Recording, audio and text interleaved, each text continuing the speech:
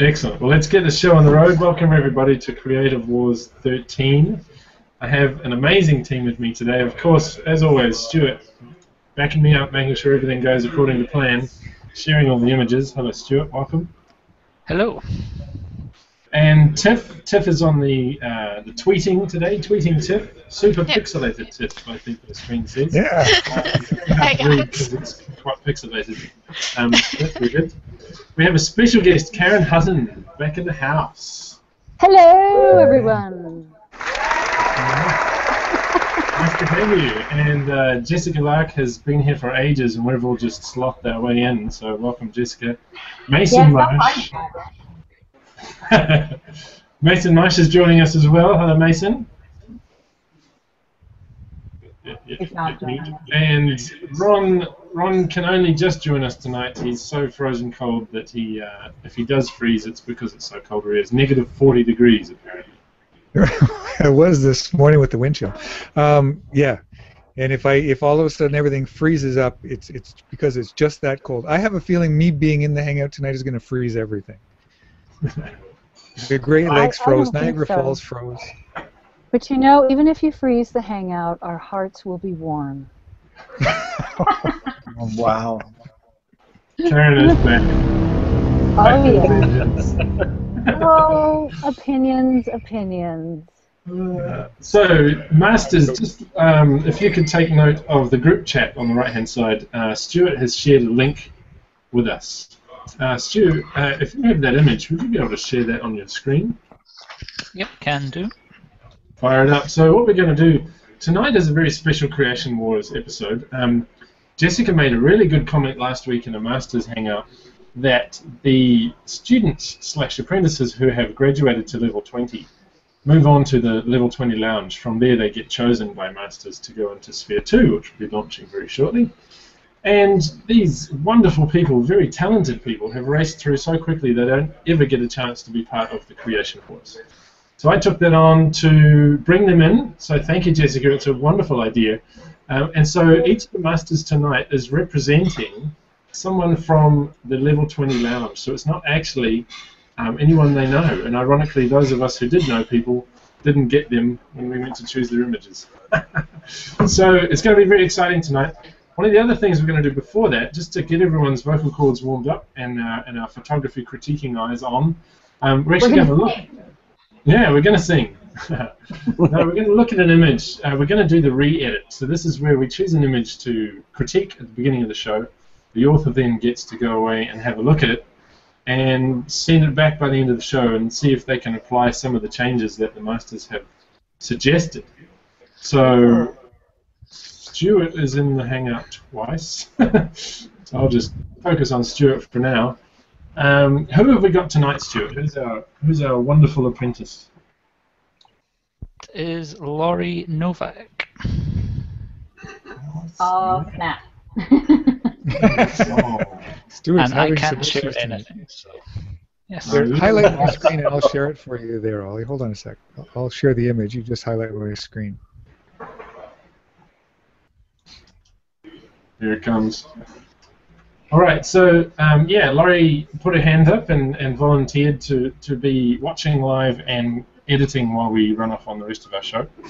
So we're going to go tonight from my left to my right, which would be Jessica, Karen, Mason, and Ron. That'll be the order of events for tonight. So Jessica, do you want to give us some feedback on what you're seeing?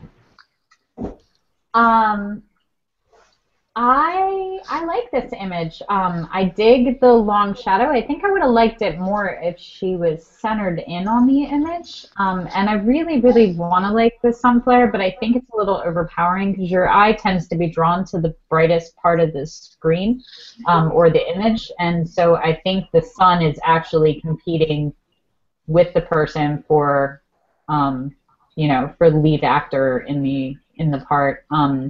It's so close to being symmetrical, and I feel like because it's off just a little bit, that it's kind of making the image seem a little weighted. I'd be inclined to go in and darken up the sky a little bit and pull out those clouds and see if I could tone down the sun flare just a little.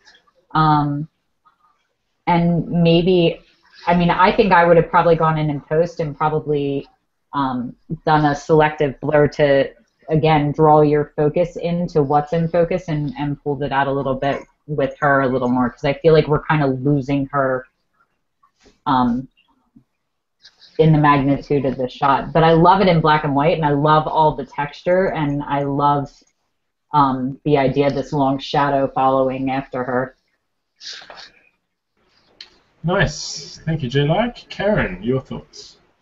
Okay, and you can still hear me okay, right?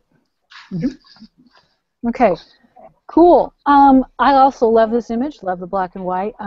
Lori always has such a strong, she makes such strong choices. I love that about her work, and really strong features and shapes, and all of that is present here.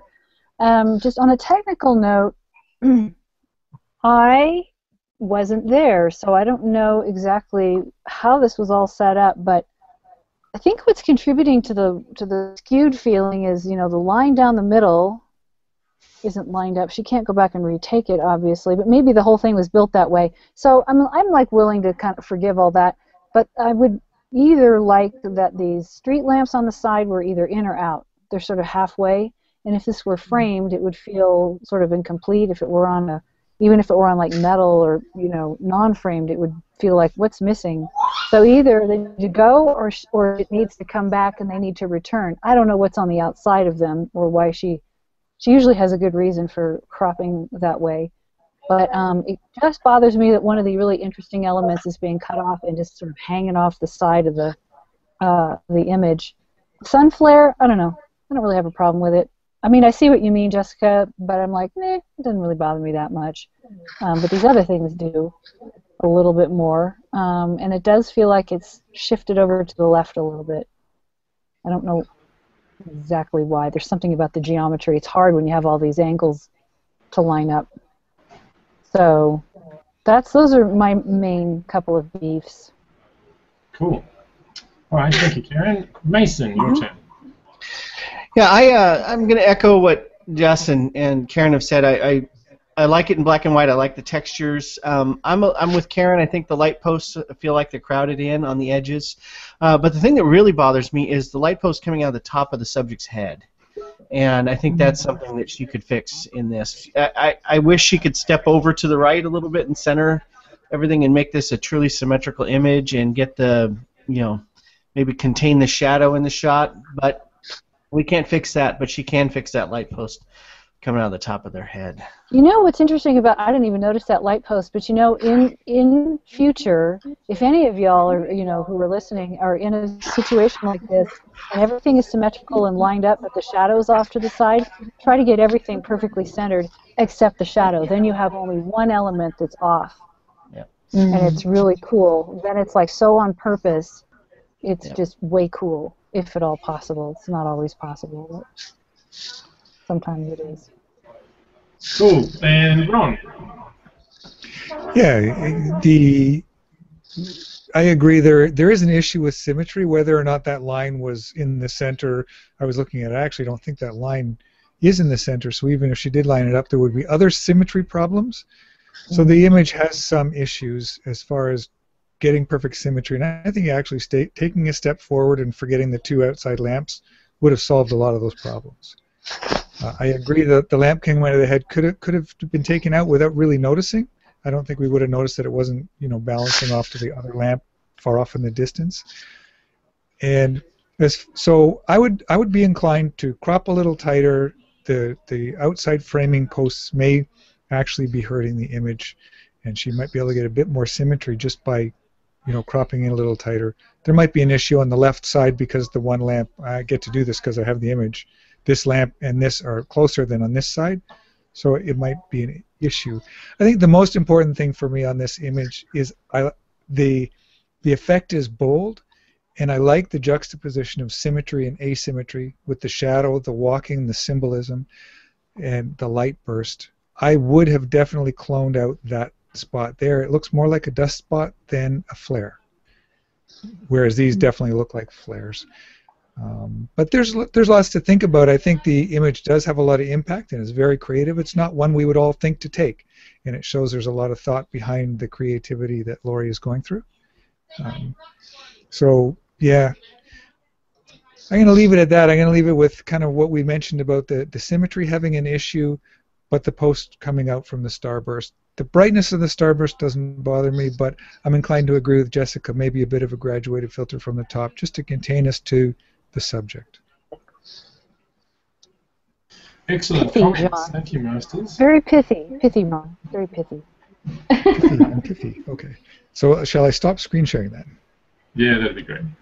Okay. I'm going to go to Stuart, who's disappeared and doesn't seem to be coming back. So hopefully Stuart will come back. Now, Masters, I realise that it's a little bit different tonight because we're not representing our own people's work. So, Stuart is here, but I can't see him. So we can't see you, Stu, but you're obviously around. Maybe, Stu, if you could share the images that have been chosen by the Masters, because I'm guessing the Masters don't have them ready to share, is that right? I do. I came prepared. Gold star. I could share, yeah. I'm set. I could do the screen share, yeah. I could get there. Okay. All right. Well, we're starting with Jessica anyway, so that's excellent. Now, Tiff, are we doing favourites tonight? Yeah, People's Choice. Yes. People's Choice. Yeah. So where can people go to vote on People's Choice? I have a link that's over on the Twitter feed, and I'll drop it in the event chat as well. So Right. just doing that now behind the scenes. All right. So Okay. if you go to Twitter, if you're stuck, and search for Creation Wars 13, you'll find the link to go and vote for your favourite of tonight's images. So Jessica, if we can start with you, and if you know anything about the person you're representing, please share. I don't even remember who I picked. Hang on. No, I'm just kidding. I did apparently forget how to screen share that. Okay. So I picked David Garber, and I don't actually know whose cohort he's from now. That's mine. Okay, perfect. Well, now I know He's why in I'm impressed. He's in the level 20 lounge now. Okay, so you guys can see that, yeah? Yep. Okay.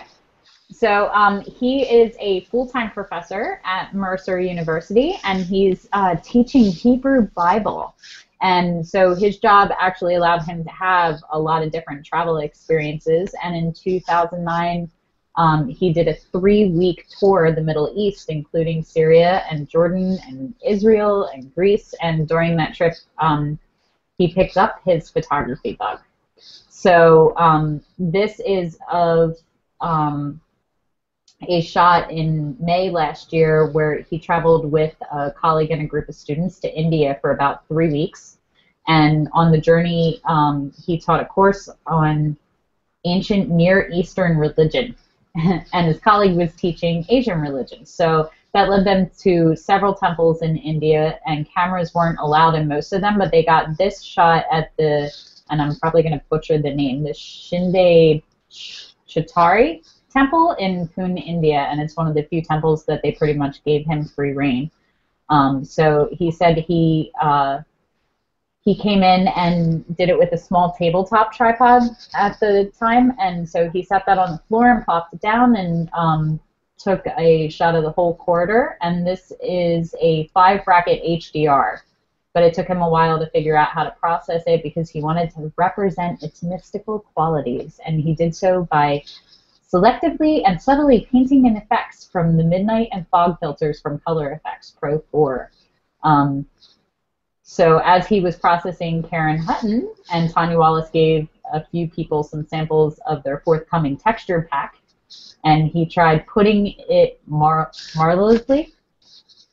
And so he loves some of the textures, and he thinks that that really helped to enhance the lighting and the color variations that he got and really helped create a lot of the punch. But I picked this image because I think that it totally has a sort of mystical, awe-inspiring kind of feel to it, and there's just something ethereal about the light that's coming in and shining off of the walls and the floors and these ancient pillars, and there's so much texture, and you can tell that it's got that sort of old and worn thing, but I think that that really adds to the character of the temple.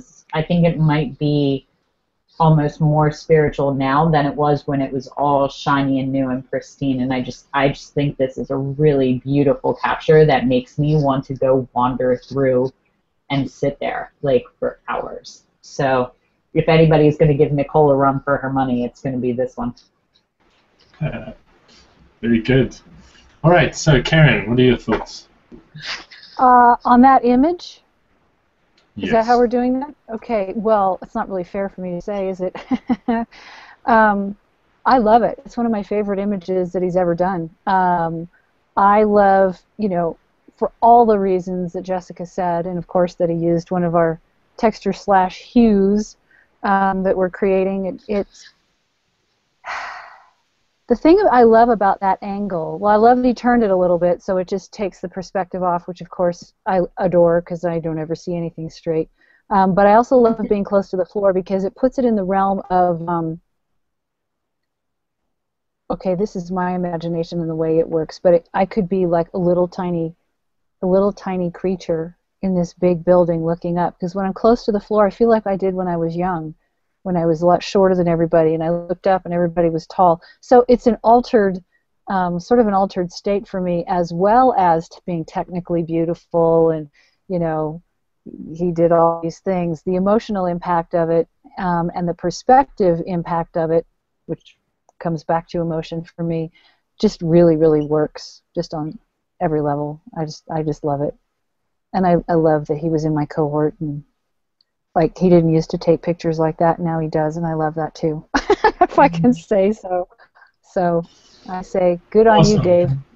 Well done, completely unbiased. Okay, Mason, your turn. Completely unbiased is not a requirement here, right? I think that it is a wonderful image. When I first saw it in the Level 20 lounge, I thought it sort of reminded me of the Harry Potter movies and sort of a back hallway at Hogwarts where Harry would be under an invisibility cloak trying to sneak around, and it does have a very mystical feel to it. And I think that Karen's right. The reason is that low perspective, and I love that when people get away from eye height and get either up or down away from that 5-foot range where our cameras tend to park. And I do love that low perspective. I find that the tilt of the photo doesn't bother me at all. Like I do like that skewed perspective as well. The thing that bothers me with this image is it's a 5 image HDR, yet there's still some areas that are blown out. The windows, the second set of windows that are open. I would like to have seen that.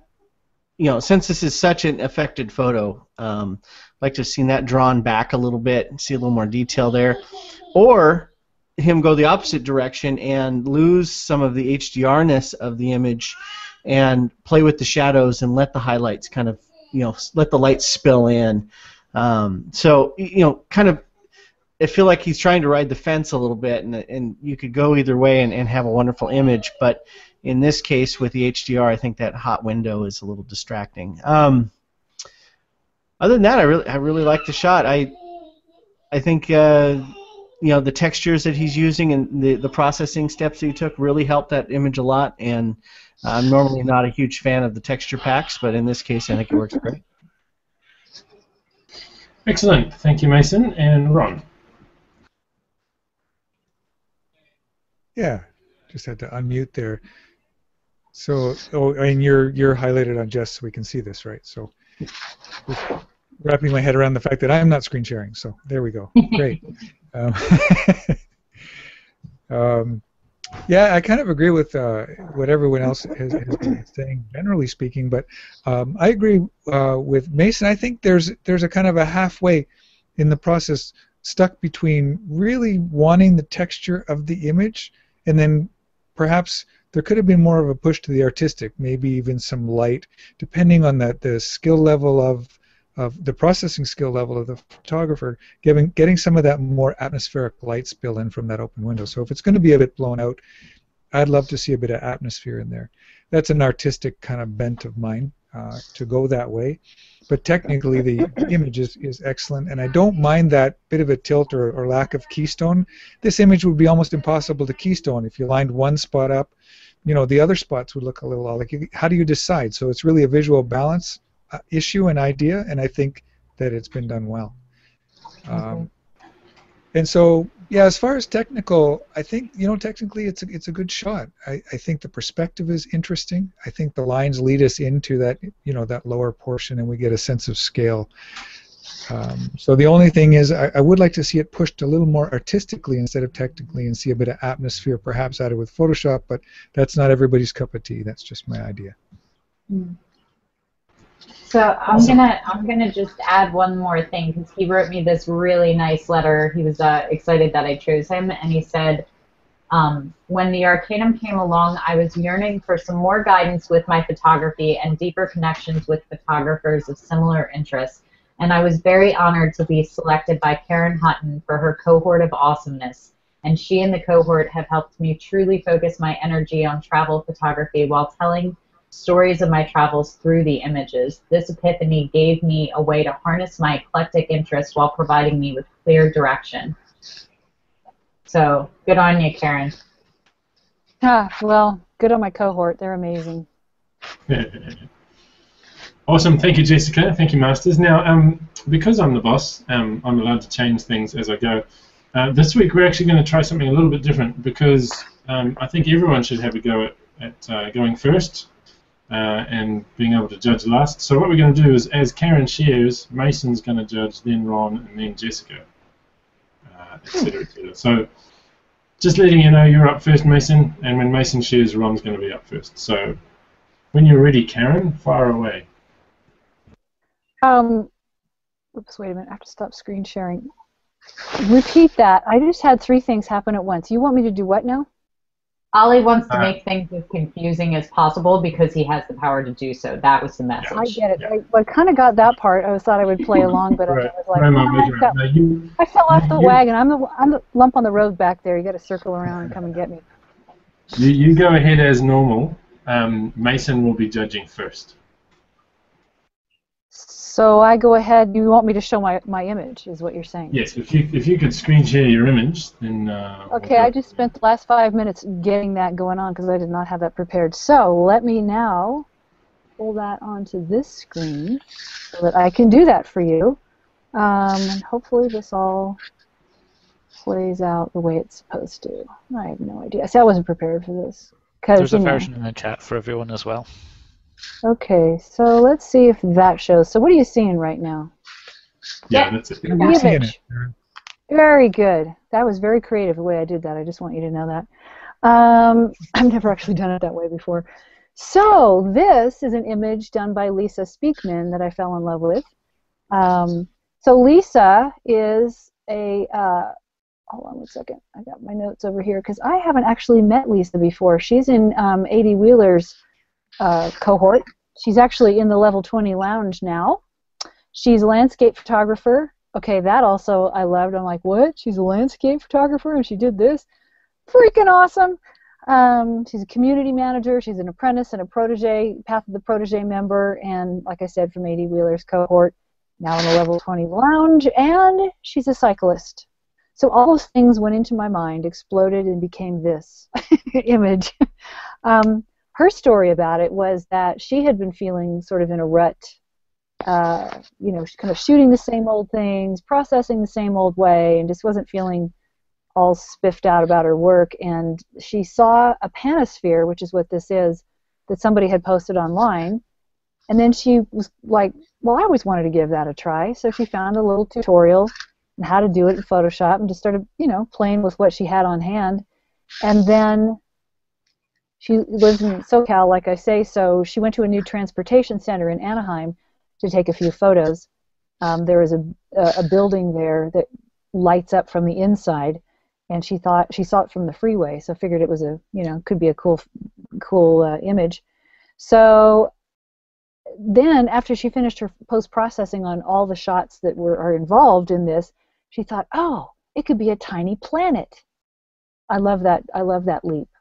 this is a cool processing, it would make a tiny planet. So right there, I'm in love with her, right? I'm in love with this. So that was the result of it. She thought it would be a cool little planet, and she didn't intend.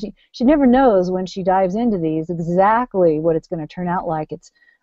She tries to, you try to keep it all in your head what you're going for, but it's always going to turn out a little bit differently. So this is a little planet, but it also looks like a bug, and it's like and I fell in love with it because it looks like a new life form. She called it a tiny planet, and I looked at it and I'm like, but it's this beautiful gossamer winged life form, and it has all the qualities found in nature. It's got wings, it's like a little firefly, it's got these little lights, it's got personality, it's beautiful, and it has life all over it, and from inside of it, it even looks like it's looking at us. And technically, I thought she used tremendous tremendous use is what I'm trying to say, of complementary colors. So she really got the colors right.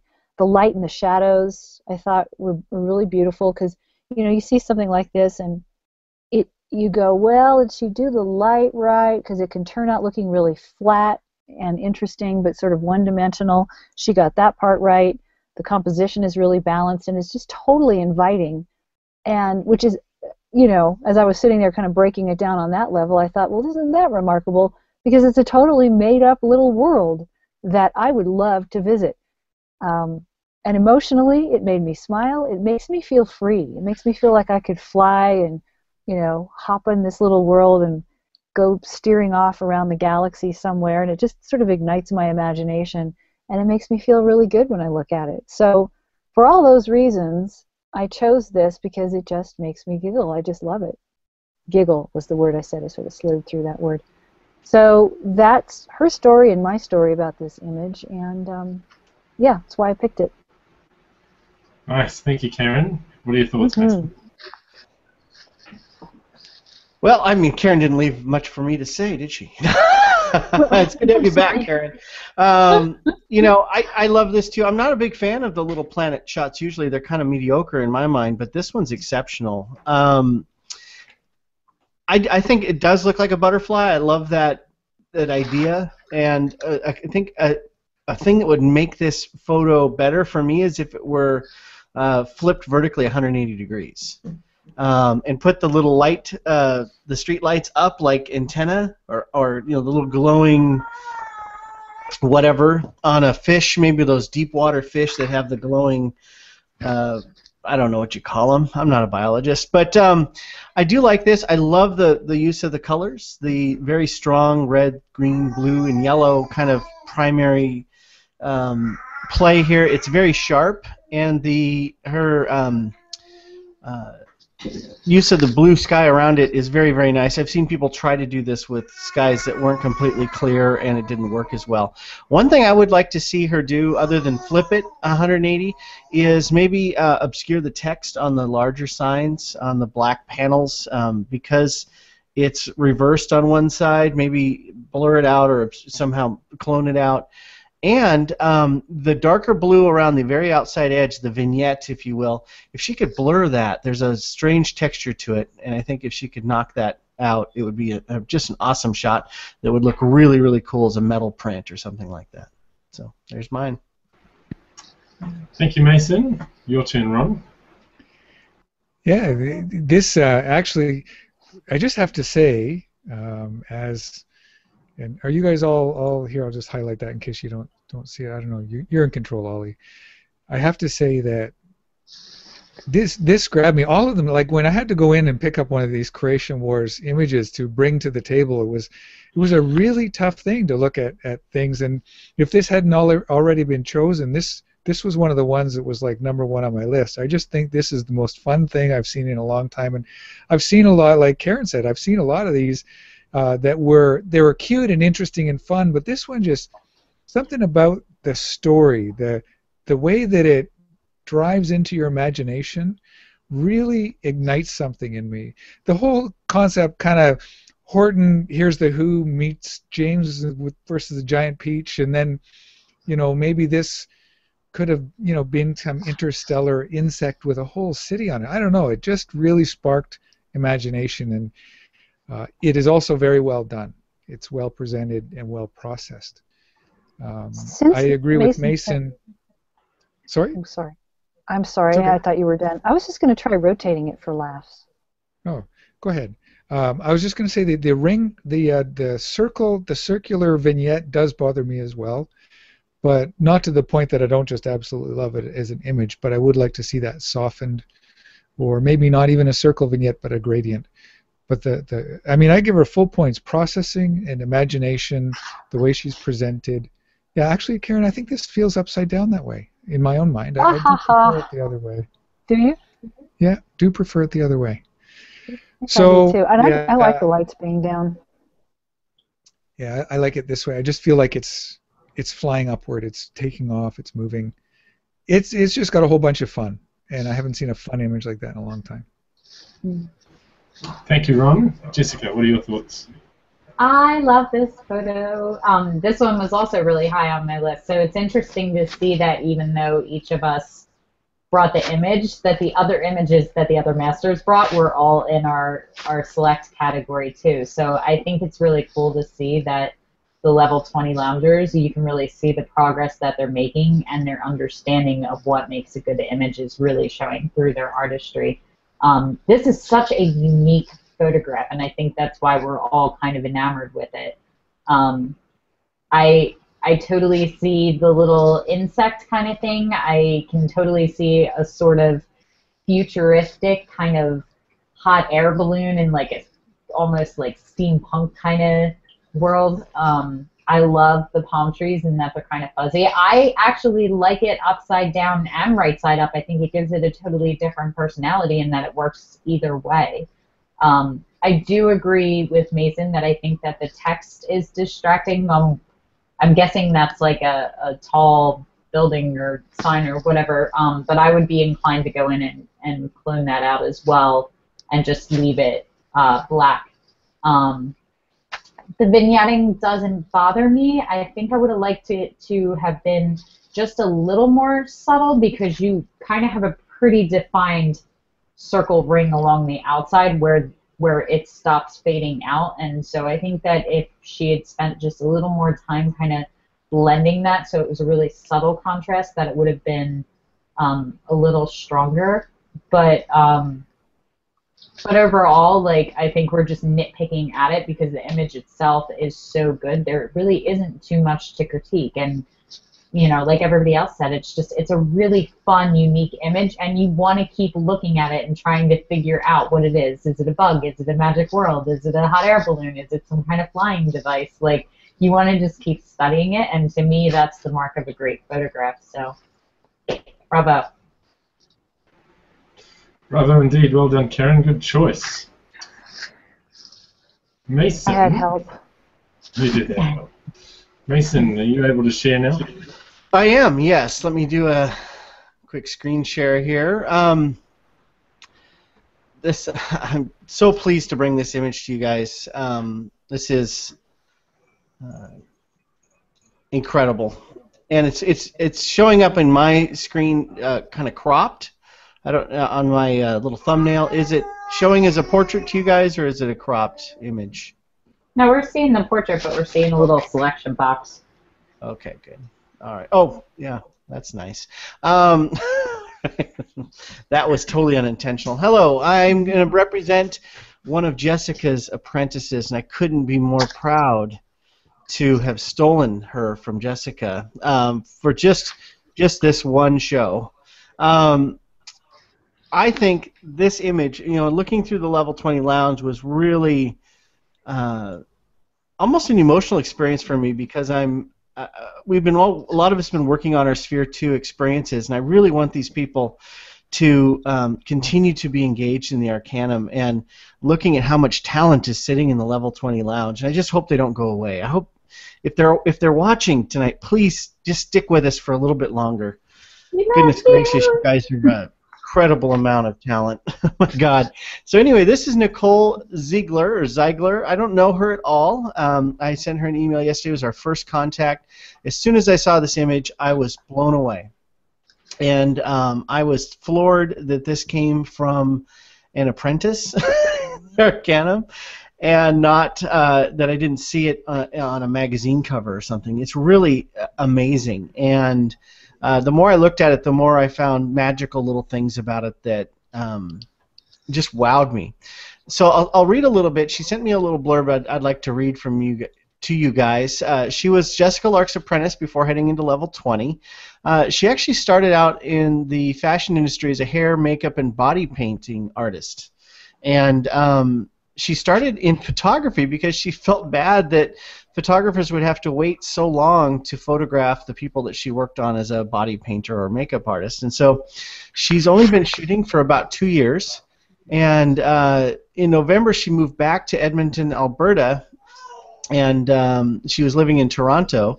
And she moved back and opened a studio and just started. This is her first shoot in her new studio. And she spent all day painting this model. And she painted the model entirely black. And there were some other images in the lounge that showed the whole model, which is, it must have been an incredible amount of work to get her so well painted.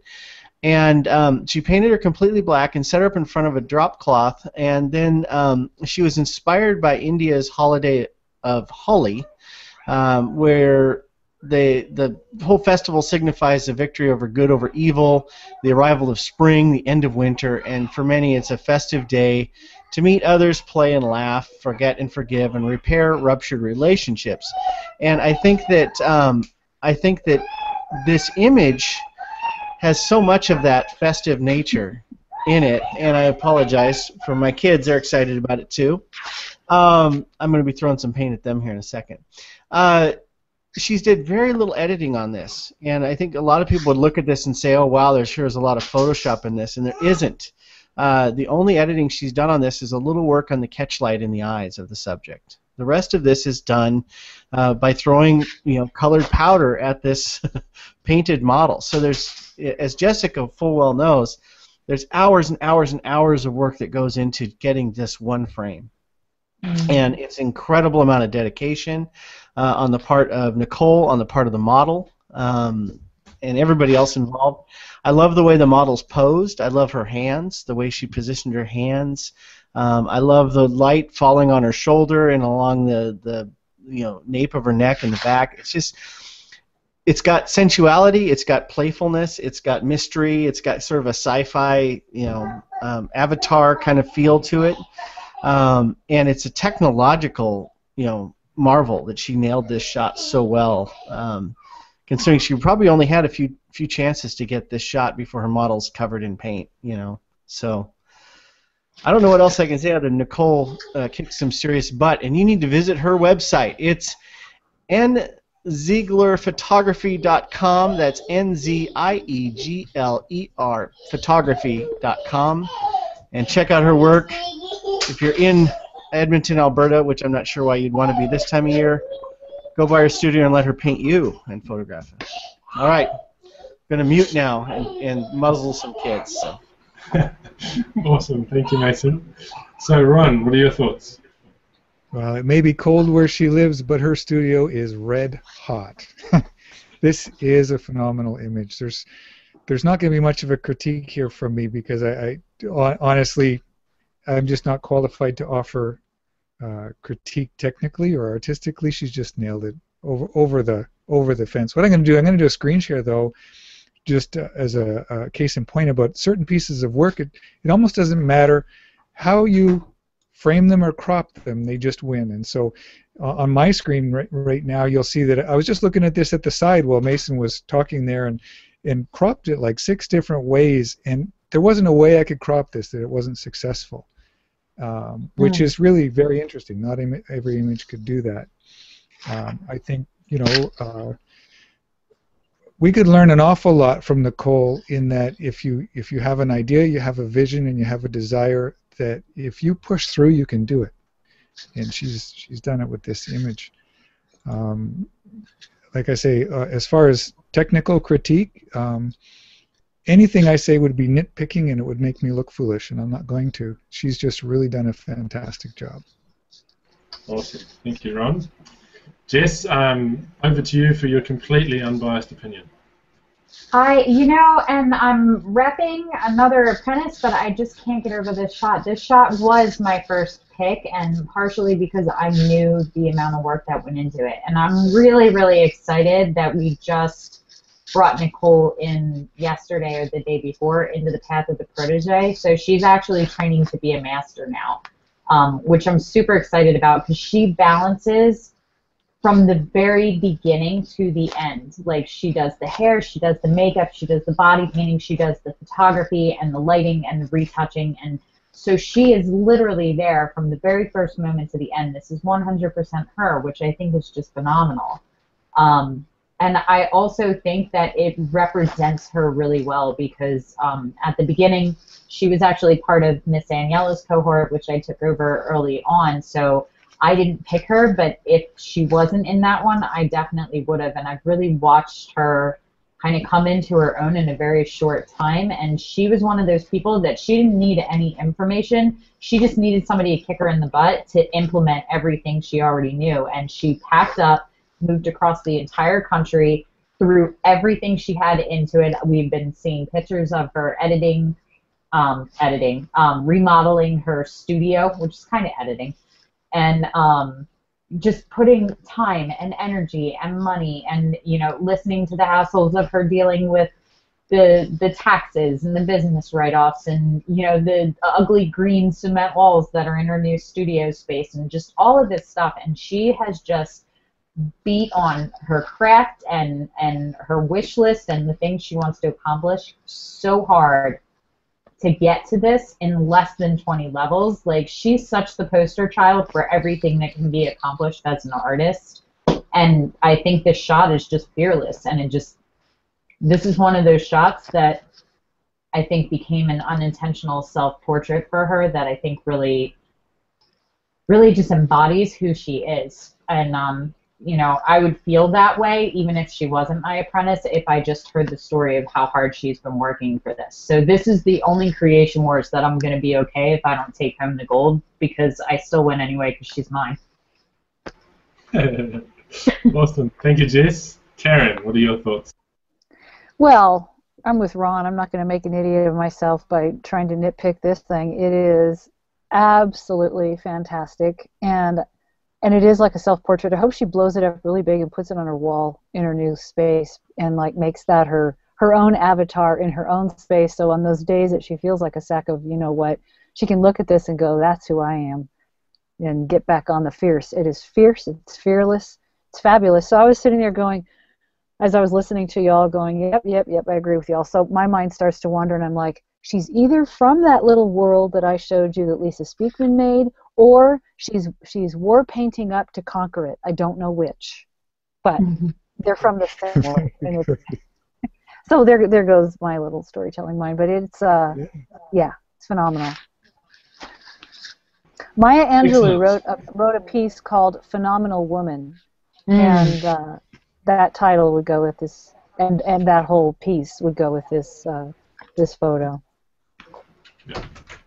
Pretty amazing. And what I'm really happy about is that she sent me a message saying, is it okay if I submit this on Sunday night, because I'm going to be shooting it on Sunday? So literally this is hot out of the back out of the camera and straight into front running for taking out today's competition. So well done. You know what else would be awesome is there's a campaign that the company Always is doing called Like a Girl, #LikeAGirl, and they have this series. I don't know if you've seen them, a series of films that they made. They asked people randomly, run like a girl, throw like a girl, do this like a girl, and then they have this whole conversation about being a girl, and then they come to the other side of it where girls are actually really strong and they're really it's an incredible little film that they made. And so then they ask them all to do it again after they have this conversation, all of which is filmed, and every single one of them person does it completely different and empowered and amazingly. And this is sort of like, again, I keep thinking poster child for different things, but she should hashtag this somewhere that they have their campaign going on, Like a Girl, because this is like, damn. All right. Following on from that, Ron, would you like to share your image? Yeah, good luck following that, Ron. What's that? Say good luck Oh no! following See, that, Ron. what I love about the image I'm about to show you is that it's so entirely different, and I got to tell you, I am blown away by just the willingness of the photographers that I'm seeing in that Level 20 lounge, that they've come through this, and they're embracing their inner creative ninjas, and they're just owning it. Like Mason, it gets you a little bit emotional watching the journey that these creative people are on. These photographers are embracing. So I'm going to screen share here. I had it like this loaded up 3 different ways, trying to figure out the best way to show this, and I'm just going to do it this way anyway. I'm going to full screen that one and screen share this way, and you guys have the links, I hope, over there as well. But let me do it this way. And this here image, first of all, is one of those images that just doesn't need a whole lot of words about it. This kid, and I'll give you the little bit of a. Actually, I should go back and give you a little bit of a rundown, or pull it over onto this screen. Let me do that for a second, because I just want to give you his little. He gave me a little bit of something, so I'll pull it over here and read it. So we'll make that one full screen again. So this is, and I'll probably pronounce the last name wrong. I've never met the artist for this. It's Michael Joliffe. Joliffe sounds French. And he's from Sydney, Australia. And he says, I've gone through Valerie Jardin's street photography cohort. He shoots predominantly candid photography, being street and portraiture, and has evolved towards black and white film due to the timeless aesthetics and illustrative qualities. And I love this. He says, I found I was editing my digital pictures this way, and then discovered I could do the same thing with film without doing anything. So imagine that, you're working away at this great digital new world that does all this fantastic stuff, and he says, wait a minute, I'm spending all this time in Photoshop making it look like film. Why don't I just shoot film? And so that's what he did, and not only that, he shot this with a Nikonos underwater film camera. So remember, boys and girls, he doesn't get to see the images until he processes them. So he's underwater shooting the kids playing and diving and jumping in the water on a Nikonos film camera on probably, I think it's Tri-X 400 pan film. And so I just want to stand up and applaud him for this just wonderful little world he's opened up. And I looked on his website, and he has other images from these shoots of kids jumping in the water. And I think he's really onto something pretty joyful. Yeah, I just wanted to say that. So visit him on Google+. And Michael's got a website too. It's www. And I'm going to spell it out, michaellifffe.com. And we could share that probably later. But I think this is documentary photography at its quintessential best. It doesn't need Photoshop. I mean, it doesn't need all kinds of fancy plugins and presets. This guy is shooting from the hip, documentary, joyful, wonderful images. Excellent. Thank you, Ron. Jess, you're up first. I think it's really interesting that every master brought the photos that were in my top running that I was looking at bringing to the war. So I'm having a really hard time judging them, because I loved every single one of these that have been shown. And this one hits home for me, because I have kids about that age. So I totally get that, and the emotion and the feeling of them swimming and floating for the first time and realizing they can see underwater clearly with goggles, and just the magic of watching them learn and play at the same time, which I think is really profound. And he definitely captured that. I love the childlike innocence. I love that he shot it on film. I've heard of this film. I've never actually touched it or seen it in real life, but I hear it's pretty neat. And I love that even though he's underwater, he's kind of got this, this joyous expression on, and along with all the bubbles and the grain in the water, that he's kind of swimming to the light, which I think, symbolizes childlike joy to the nth degree. I don't have too much critique, because I really love the rawness of this image, and I think in today's world with digital and with Photoshop, a lot of the images are so over retouched and saturated, not in a bad way, but that's just the style now, that it's actually really nice to see something that's just simplistic and grainy and black and white, because I think you just get to the heart and the soul of the image.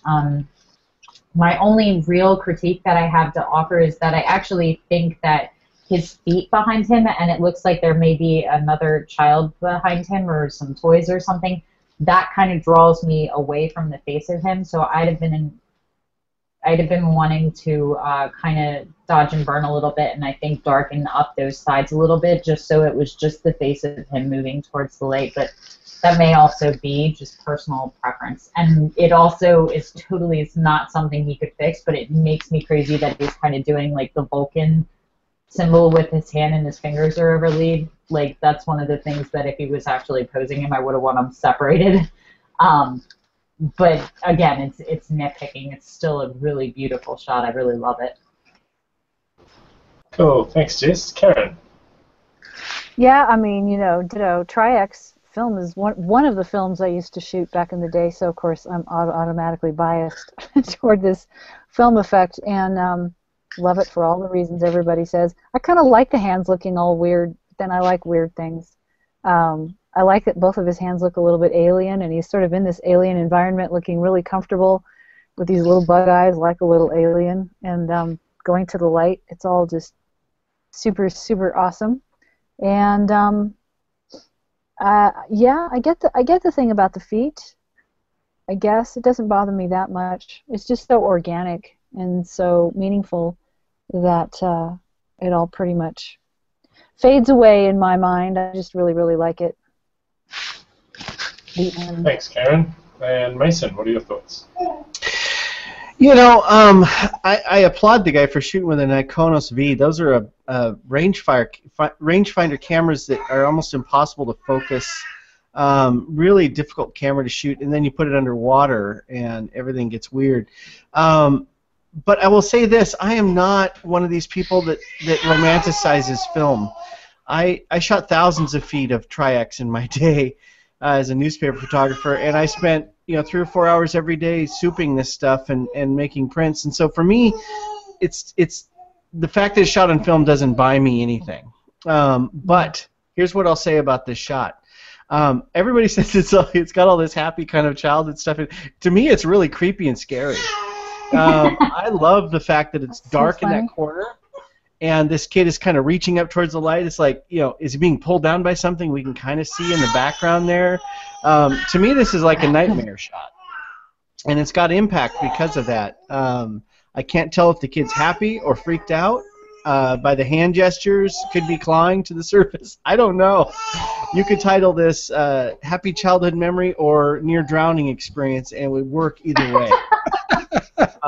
Which is kind of cool in and of itself. I love how everybody has such a subjective view of all these photos. Yeah. It's the coolest thing. So that's my piece on it. Excellent. Well, pretty amazing set of entries today from you Level 20 loungers. I'm pretty honoured to be hitting the show that shares your work, because it's pretty insanely good. What I'll get you masters to do is, if you could please screen share the image that you brought along today. And we'll go in reverse order, so it'll be Ron, Mason, Karen, and Jess. If you guys want to say anything about them, please do. Otherwise, while those images are up, I'll also share in the chat window the link to your judging form, where you'll be able to hand out your talents, of which you have 5. You have to give your own entry 0, and you have to give a maximum of 3 to any other one entry. So we'll start with Ron. If you've got any closing comments, pretty much everything's been said. We've talked for a long time. It's an hour's up already, and we haven't even judged. But I think these images deserved it. So anything to say, Ron? Yeah, well, I want to, for everyone, I just want to say how unique and different each master brought an image forward from the pool that was submitted. That every one of them has demonstrated remarkable amount of both skill, and there's just an emotional connection in the images, and I think that's what this is all about. That's what our craft is all about, is creating a connection. And Michael has created an incredible connection, and like Mason has demonstrated, it could be taken a couple of ways. Although I do see in this, I just feel it. I could be in the water. I could feel this swimming up to the surface. I don't think he's having a nightmare. I think he's having the time of his life. But Mason, you could take it a different way too, especially if you've had a bad experience in water. So, but there is definitely connection. It's definitely sending a very emotional message, and it may be different for each viewer. Mm. Yep, very nice. Thank you, Ron. Mason, any thoughts on your image, which pretty much has blown everyone away? Yeah, I'll just say, I'm just going to say a couple things about Jessica Lark, because a couple of reasons. One, she and I have had this silly kind of rivalry, which is based on nothing. And I've got to say that, for someone like Nicole, who's made this, everybody said is a fearless photo, it's fierce, it's got all this stuff. Someone at some point, she's only been shooting for 2 years. Someone at some point has given her the courage to be this fearless and to be this courageous with her art, and I think that Jessica gets to take some credit for that. And I want to just applaud Jessica as somebody who doesn't shoot enough people photos. I think that people photos are magic, and this photo is filled with magic, and I think that Nicole would probably admit that you influenced her some, and I think that you probably have. So I think Nicole deserves a victory here today, but I think Jessica deserves a big pat on the back. He's just trying to get my talents. He doesn't mean any of that. You should see what he says when we're all fine. Right, Karen, any thoughts about your image?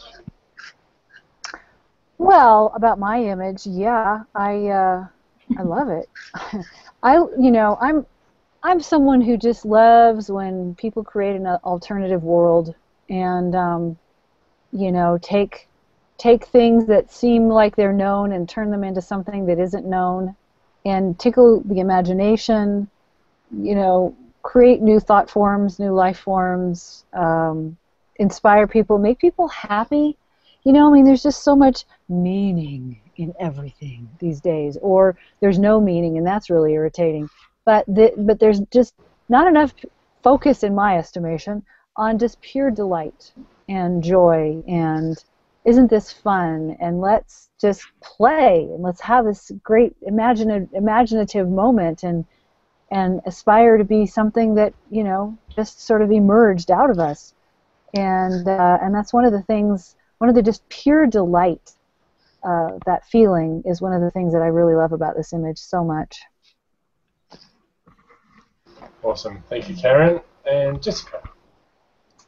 I can't get over how much change that we have seen in the apprentices coming in level 0 as opposed to level 20, because I'm a bit of an internet junkie, and I just was blown away when I got asked to be a master because I saw the other masters that they had selected. So I am totally stalking everyone's cohorts. I'm in everyone's in this lounge. I'm in pretty much every active master that there is because I love seeing the different teaching styles and how their apprentices respond to that. So it's, in line with what Mason was saying, which was incredibly complimentary. I think that all of the apprentices get that because of the one-on-one contact. I don't think that you can have any kind of significant learning or breakthroughs without significant relationships, and I think that that's really the benefit of the Arcanum.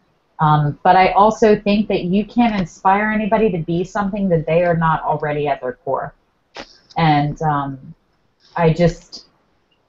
it's so hard coming to the Creation Wars because I always love the work. So now that we're seeing people that are 2 spheres up, like, every single one of these images is phenomenal, and I feel like if they had been shown at any of the other Creation Wars leading up to this, each of these images would have taken it without rival. So now you have all of these amazing artists coming through, and I don't know how you pick when there's such different genres, but eventually a winner has to be selected, and this is just the obvious choice. Awesome. Thank you, Jessica. All right, judges, so I have shared I'll do it one more time so it's the very last comment. I have shared the link for you to go and judge. So just to remind you, please give yourself 0. and then give 1, 2, or 3 points up to a total of 5 to the other masters. And while we're doing that, and I'll go check the entries, Stu's got some things to share. Over to you, Stu. Yes, so I'm going to attempt to share, and everything might crash and burn. So if I do, well, see you later. So let's see what happens. Let me know if you can see this. Yep. Yep. Cool. So this was shared today in our cohort by Mel Wolverson, and there's an offer on just now from On1. If you go to on1.com/creativelive, you can get Perfect Effects 9 for free. It says it's an exclusive offer for Creative Live members, but as far as I can tell, you just fill in your details and it arrives in your inbox.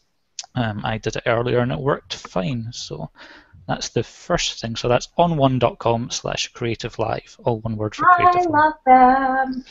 I use them Yeah, all well, the I'm a time. member. I love their software. Cool. Well, there's 2 thumbs up.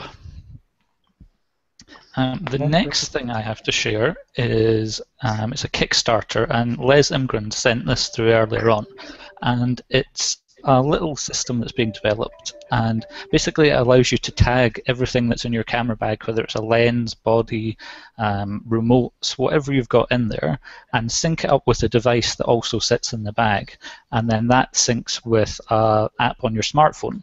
And if anything is removed from your bag that you're not aware of being removed from your bag, it'll basically fire off an alarm for you, and it allows you to track what's around, if anyone might be stealing your stuff. Or it has some cool special features as well. It can tell, from what I understand of reading the page here, whether it's in an airplane or anything like that, and it'll automatically go into a travel mode so that you don't start getting strange alerts when you're flying and things like that. So if you head over to Kickstarter and look for Kit Sentry, that's all one word, and that's got 49 days to go, but they're only looking for $18,000, and they're at 5.5-ish so far.